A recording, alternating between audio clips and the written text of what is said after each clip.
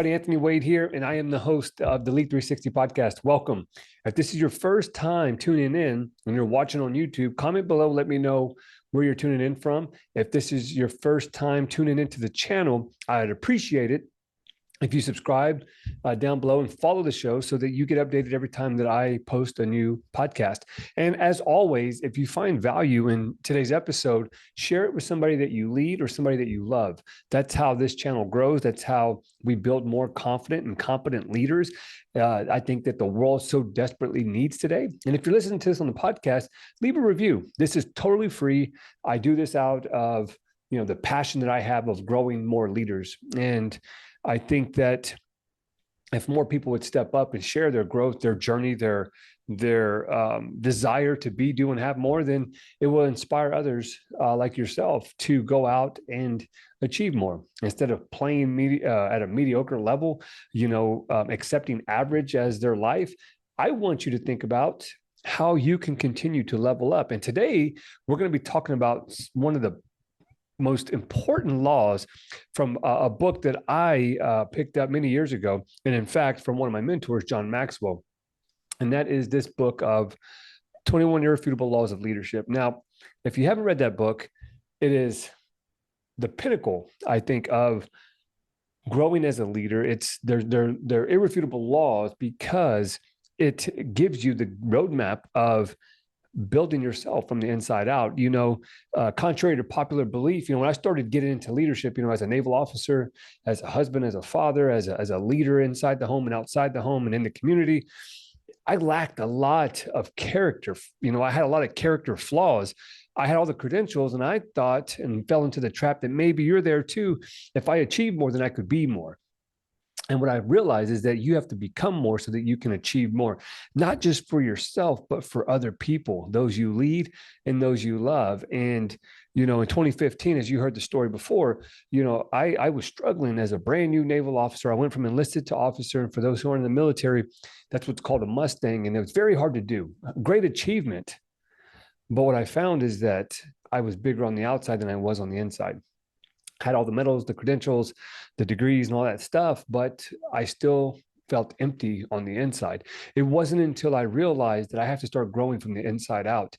And as I did that, now today I have a lot more opportunities to lead and impact and influence a lot more people. And it took for me to flip that switch, because today's world will have you believe that if you have more money, then you will be successful. If you have a nicer car, then you will be accepted. If you have a bigger house, then you're better than the other person. And that's just simply not true, because I've had all those things. And I still was struggling as a man, as a husband, as a father, as a leader. And I realized this simple concept. You have to grow your character and lead with your character before credentials. And that's how you have this sustained superior performance. This is how you have this sustained success. And I am a product of the product. And for a long time, I thought, well, maybe it was just luck or chance that I got to do the things that I get to do. But then it happened year over year over year, time after time after time, duty station after duty station after duty station. I was continuing to climb to the top at a rapid pace. And here we are today, and I'm still climbing. Like many of you, I know that there's more for me. I know that there's opportunities that I have yet to discover. And as I grow, those opportunities will reveal themselves. And the same thing goes for you. So that's why it's so important to tune in, to listen to those who are not just preaching, but they're also practitioners. And I'll tell you that I'm on this journey with you, that I'm constantly growing. And even at my level, as I continue to move forward and move up, I know that there's going to be new obstacles, and at new levels, there's new devils, and there's new limiting beliefs. There's new thought process that have to go into you achieving success at the next level, and also significance, because as you climb, you should be taking people with you. And so today, what I want to share with you is a law from the 21 Irrefutable Laws of Leadership. In fact, this is the book of the month inside the Lead 360 Academy. The Lead 360 Academy is a platform that I use for my coaching clients, and it's a group coaching. And what we do is we have monthly challenges, weekly challenges, and we also have a book of the month that we use and apply. We read it, we study it, we apply it to our life, and we look how we can unpack it and use the concepts, principles, and practices in our everyday life, in our life, our leadership, and our business. And so if you're interested in that, I can drop the link below to take a look at it. But we have so many amazing people in that group, and it's so cool to see and learn and grow as a tribe. Today we have so many places that we go to work, in the community, out in society. We watch the news, we watch social media, and there's a divisiveness that's going on that allows us to believe that we are different, you and I. And I'll tell you that we're a lot alike. We all have struggles. We all are chasing our best self, and we're all trying to pursue something bigger than our current circumstance. But what happens, though, is when we get lost in this comparison and competition, we start feeling unworthy. We feel alone. We feel like we're the only ones. And I'll tell you, you're not alone. You're not the only one.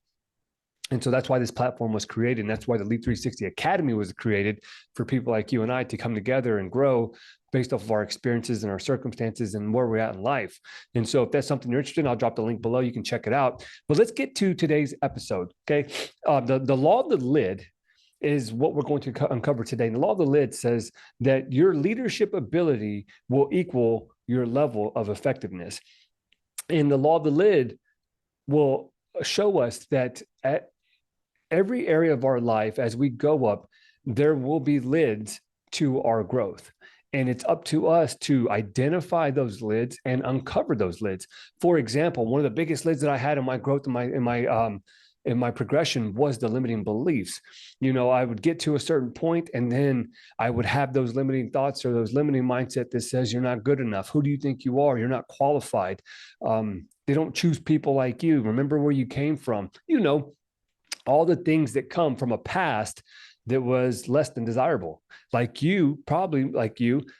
assume, if you're listening to this, I had a lot of adversity growing up. I wasn't given a lot of, anything. I had to work and grow and learn how to get what I want.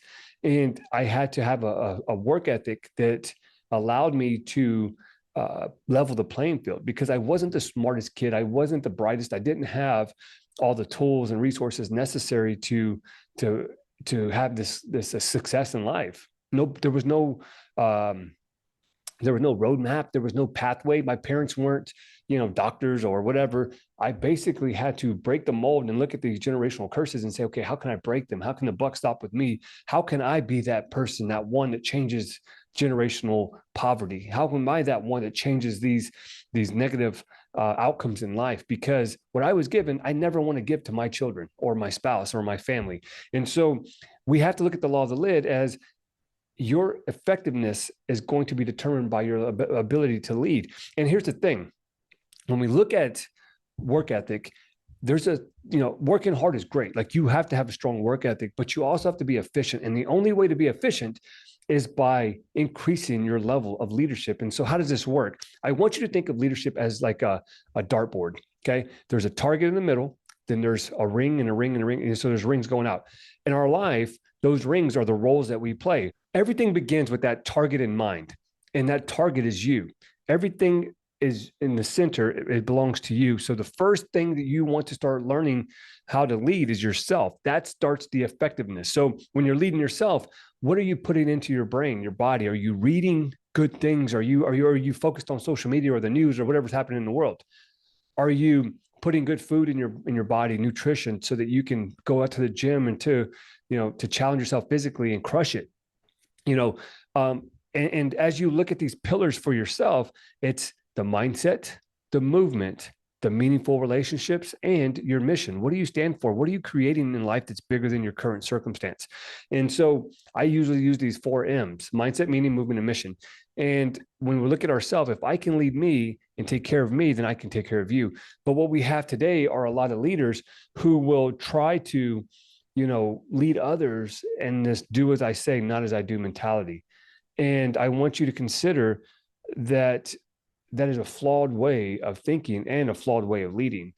Nobody's going to follow you because of what you say. They're going to follow you because of what you do. And most importantly, they're going to follow you because of who you are. Why be good at what you do and suck at who you are? And I want people to respect me, not because of the rank or title or position. I want people to respect me for the person. And that goes back to that character. And so sometimes we have to look at this law of the lid and say, okay, what are the lids that have been placed on me and my growth? Sometimes, oftentimes, and for me especially, if I look back on my life, some of the lids were given to me at a young age. They were the limiting beliefs. They were the societal norms. They were the thoughts of growing up in Section 8 housing. And so these were all lids, and they didn't show themselves until I got to a certain level.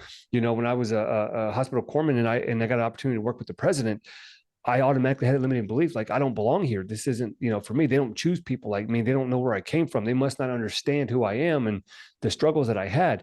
And then as I, continued to progress at a new level, there was a new lid to my leadership, and I had to start working on growing from the inside out. And if you're listening to this, it's not about the medals, it's not about the titles, it's not about the position or the permission. It's digging deep within you and understanding what drives you, what scares you, what your strengths and what your weaknesses are, and then going to work every day to uncover those and then kill them. I go for runs every day because for a long time I told myself I'm not a strong runner, I'm not a strong swimmer. And then what did I do? I did an Ironman. You see, those little things like that weren't to seek approval or validation from anybody. It was to prove to myself that those limiting beliefs no longer stop me, that, we become what we think about and we become what we tell ourselves. And all these things that we tell ourselves that we're not, those become the lids to our potential. And so I want you to start thinking about this from the law of the lid. Where in your life do you need to be more effective, more efficient? And where do you need to increase your leadership with yourself? And then if we go to the second ring, that's your family, that's your household. And here's the thing, if you can't lead from behind your front door, you have no business leading outside of it. And so before I go outside of my house and lead, the people that I lead in the military, before I go out of my house and lead out in the community or step on stage to speak to an audience, I got to make sure that I'm doing what I say inside my own home first. I got to lead me, then I got to lead my kids and my wife.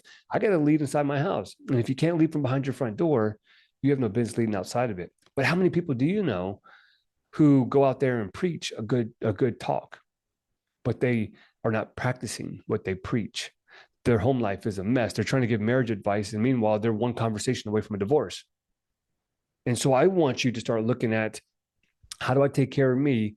How do I take care of we as far as my family? The next ring is the people that you lead. This could be in your business. This can be in your professional life.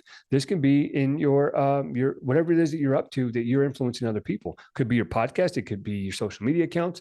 But now you're being intentional with those you lead. And I always look at those I lead and those I love. And to be honest with you, those that I lead, I love too, because if I didn't, I wouldn't be spending time, investing time into them. And so now you look at the next ring and say, okay, with the people that I lead, how am I being intentional with showing up for them? What are the lids to my leadership when it comes to leading effectively? Is there a lid on my communication? Is there a lid on my intention? Is there a lid on my vision for my team, my family? Is there a lid on my ability to articulate my value and in turn see the value in them? So every role that we play requires us to be somebody, right? And it requires us to be congruent, be consistent, be confident, be clear in how we show up. And we have to understand that if we are not clear, consistent, confident, congruent, then there's going to be a lid on the way that we connect.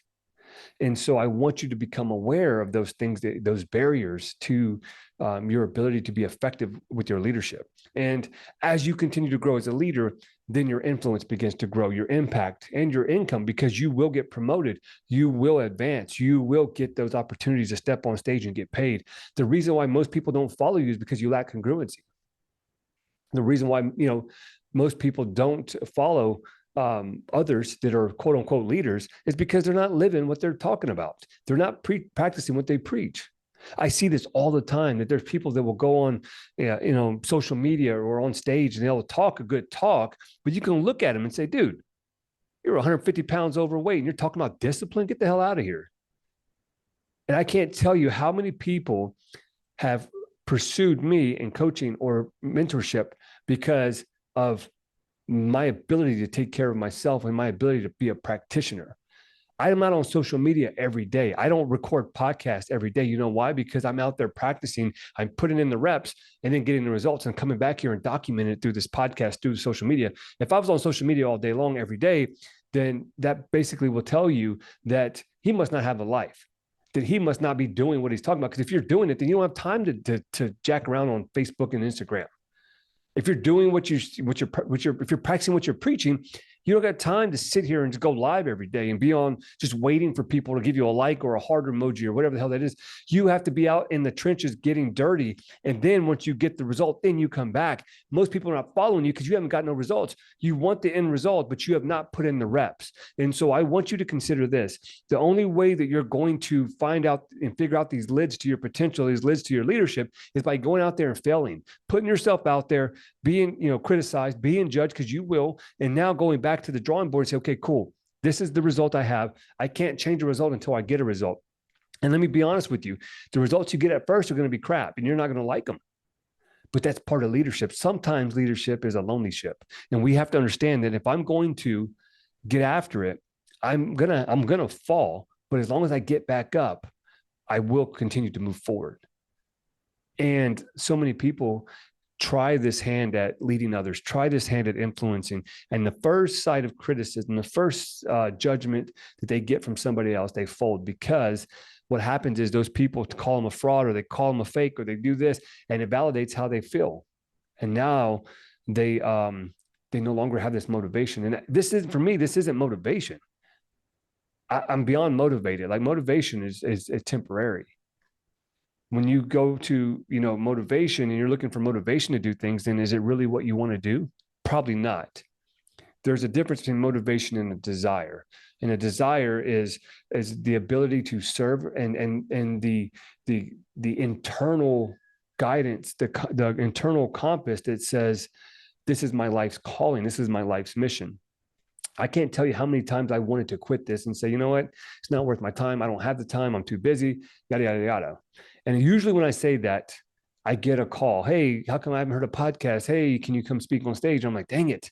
I tried to quit. But here's the thing, guys. When you pursue your vision long enough, it begins to pursue you. No longer do you have to go looking for it. No longer are you like, I need to find my purpose. Your purpose is not something you find because it's never lost. Your purpose is something that you uncover by becoming the best version of you. And the only way to do this is by uncovering and taking off these lids that have been placed on you by your family, by your friends, by your work place, by the organization that you're in, by the business that you're pursuing, by your social norms, the people that you hang out with, right? Your friends can be lids to your potential as well. You're either around engines or you're around anchors. And sometimes you're around these anchors are dragging you down. They're not lifting you up. And when you fall down, they're the ones that tell you, I told you so. They're the ones that ask you, well, why are you doing that? Man, you should just chill out. You're too motivated. Oh my gosh, why are you such a go-getter? Those are the people that you need to cut out, because that's the cancer that's going to kill your dreams. And the law of the lid states that your effectiveness is determined by your leadership ability. And one other component of leadership is being able to say no, and also setting boundaries. And you have to set boundaries with people. And sometimes this is your family members, right? Sometimes these are the friends who are still doing the same old shit that they were doing when y'all were 18 years old. It's like you push a pause button and then you go out and live your life. You come back and then you press play and they're doing the same old things, talking about the good old days. Let me ask you this. Were they really that good? Was your life just really extravagant back then? Because if your good old days are behind you, then you're not living. You kind of just, you flattened out. You're not continuing to climb. You just kind of accepted complacency and mediocrity. And here's the thing. If the best days in your life are behind you, then you got some problems ahead.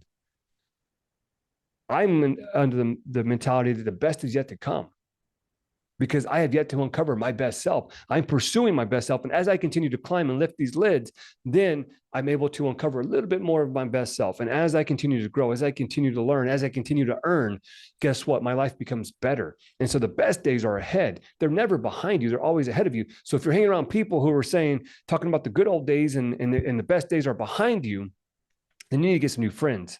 Those are the anchors. Then you have the engines who have a vision for where they want to go. They have goals and they have a system in place and they're going after it.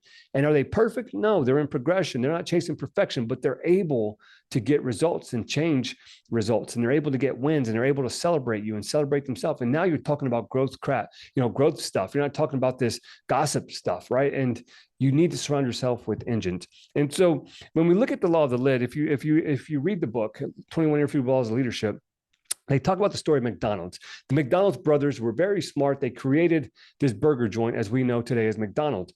And the problem with them is that they didn't understand how to be good leaders. They sucked at leadership. And so their effectiveness was really crap and the business was struggling. They couldn't grow it. It was confined to just one little, burger shack, and they were doing good, but they had thinking patterns that were a lid to their potential, to their growth, and who they could become. Then what happened was they met a man named Ray Kroc. Ray Kroc was a business guy. He's done a lot of great things. He's had, all these restaurants and all these things. But here's the thing that Ray Kroc had. There were 4 things that he possessed that allowed him to grow McDonald's into what we know today. He was a very savvy business guy, but he had a couple of things. Number one, he had a vision. He could see McDonald's being this international enterprise. He saw it going global and what it would look like to take it nationwide and how it could go and impact a lot of people, right? And if you look at McDonald's today, it's everywhere. It's on every corner, right? I got in my house, there's probably 3 just in my neighborhood, outside of my neighborhood. And so he was able to have a vision. And this goes for you and I. If we're going to raise the lid on our potential, we have to have a vision that's bigger than our current circumstance or our situation. Many of you right now are in a situation or circumstance that you chose to be in, and yet you're still bitching about it. Here's the thing. Viktor Frankl in the book, Man's Search for Meaning, says that we have the power of choice. And if you don't like where you're at or who you're with or what you're doing, then change it. You have the opportunity to change it. And it won't happen overnight, but it will happen over time. I can't tell you how many people I hear griping about their current situation or their current circumstance. I get it. But, one of the things you have to realize is sometimes we have to do what we don't like to find out what we love. Sometimes we have to do the things that suck in order to get to success. But most people aren't willing to pay the price. And I'll tell you that if that's you, you got a long road ahead of you. Life's going to be tough.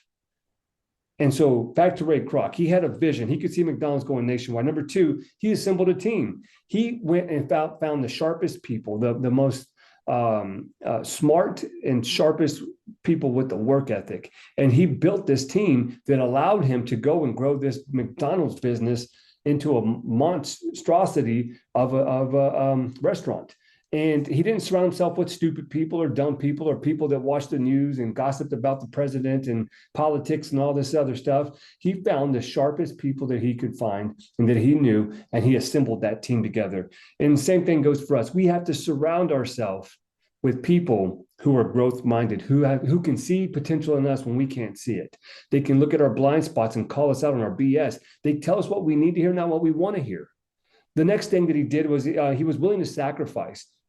He worked long hours. He cut out all the extra spending and the frills at home. He put in all these hours. He was over 50 years old and he was working more than than the people that were 20, 18, 19 years old. He was doubling the time that he put into that business because he knew that if I can sacrifice now, then I will have success later. You see, many people today aren't willing to sacrifice in the short term so they can have success in the long term. We have this world that's built on instant gratification. And here's the thing. There's a process involved. You see the glory, but you don't know the story. And one of the ways that I'm able to build this sacrifice into my life, obviously I serve in the military, but I also challenge myself every day. I get out of my comfort zone, whether it's going for a run or a swim or working out, whether it's learning a new skill set or speaking on stages in front of a lot of people. Like, you have to be putting yourself in uncomfortable situations, right? How you play in times of calm will determine how you perform in times of chaos. And most people wait until chaos ensues and now their life is out of control. And Ray Kroc says, he was sacrificing long hours and getting, not having all these, spending all this money and having these extravagant things at home. He made his life very simple. and he sacrificed. And for a couple of years, now he has a lifetime of success, a legacy of success. This paying him and his family for the years to come. And so, what do you need to sacrifice? The law of sacrifice says is that we have to give up in order to go up. What is it that you need to give up in order to go up? What do you need to start sacrificing in your life? Where could you sacrifice? Now, I'm not talking about playing the victim and all the sacrifices and things that happen to you. I'm talking about the things that you can start cutting out right now so that you can get laser focused on your vision for what it is that you want. It's one thing to say, I want this, or I want to pursue this. But here's the thing. In business, we call this the opportunity cost. Every opportunity that you're pursuing is going to cost you something. You must be willing to pay the price. So where do you need to sacrifice? Who do you need to sacrifice? Who do you need to cut out of your life? What do you need to cut out of your life? Habits, behaviors, beliefs, thinking processes, friends, family. Get rid of that shit, because if not, they're going to hold you back. And do you think that they care if you succeed or fail? Probably not. In fact, they might cheer you on when you fail because they've been waiting for it, because your results call bullshit on their excuses. I can't tell how many people have come from the same cloth that I have come from, and they see what I'm doing today, and they can't stand it because they are still stuck in their bullshit. And now my results call BS on their excuses, because I can't do this because of this. You don't understand.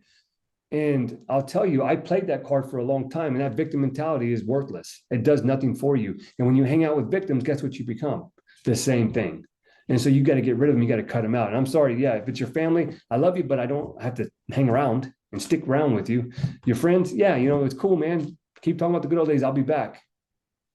And so you have to continue to start looking at what you need to sacrifice in your life. The last thing that he did was he took risks. A lot of people play it safe today. They want to do the bare minimum. They want to, just kind of sit back and let things happen to them. And I'll tell you that that's a flawed way to think. You have to go out and make things happen for you. And the way that you do that is by taking risks. Put yourself out there. Will it be scary? Yes. Will it be worth it? Absolutely. Will you fail? Probably. But I would rather have taken a risk and failed than not take a risk at all. And one thing I do is I ask myself, will you have regretted not doing that? And if the answer is yes, then guess what? I'm going to do it. And regardless of the outcome, at least I took action. Because as you take action, you build proof, and proof drives belief, and belief drives your behavior. So even if you go through the process and you're not selected or you fail, guess what? Now you know what the process looked like, and it's not so scary next time.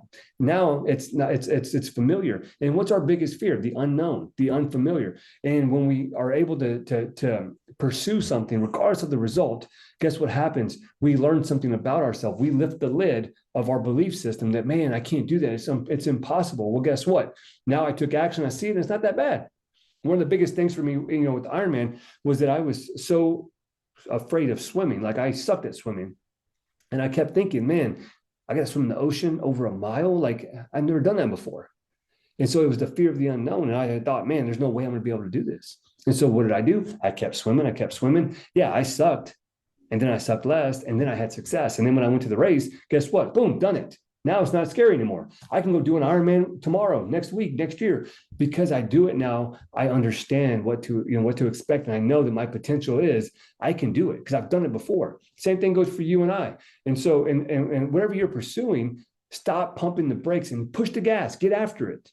And if you fail, don't worry. If you surround yourself with the right people, right? You assemble a team of winners, guess what? They're going to push you to win. Now, if you surround yourself with a bunch of losers, guess what? You're going to lose. And so whenever you surround yourself with the right people, you're able to take bigger risks because now you got people that have your back.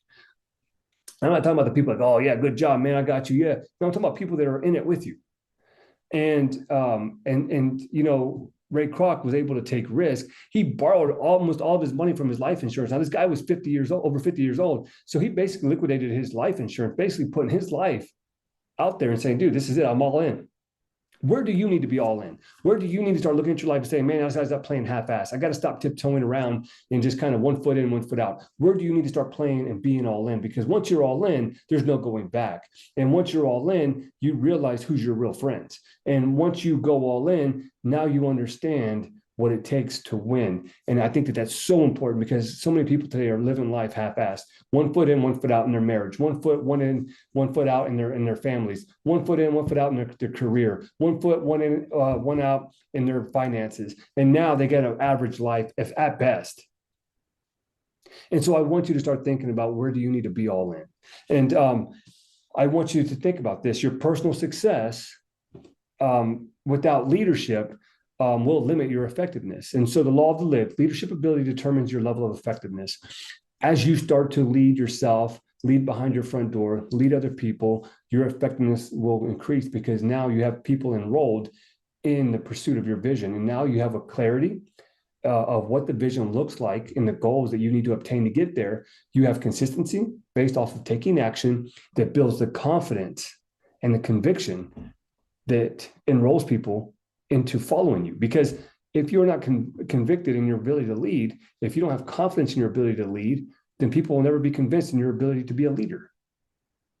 And so your ability to show up consistently brings that confidence and that conviction. And when you are convicted in yourself as a leader, in your life's mission, in your purpose, then people will say, man, I'm convinced that that's the guy for me. That's the gal that needs to lead me. That's the person that I want to follow. And now that congruency allows you to live your life in integrity between the words that you say and the actions that you take. And no longer do you just be a preacher, you're a practitioner of this thing called leadership. Why? Because you have lifted the lids on all the areas of your life that have been holding you back. And once you know the law of the lid and you understand that my ability to grow as a leader increases my ability to grow my effectiveness, now things start spinning. You build momentum. And no longer do you worry about motivation.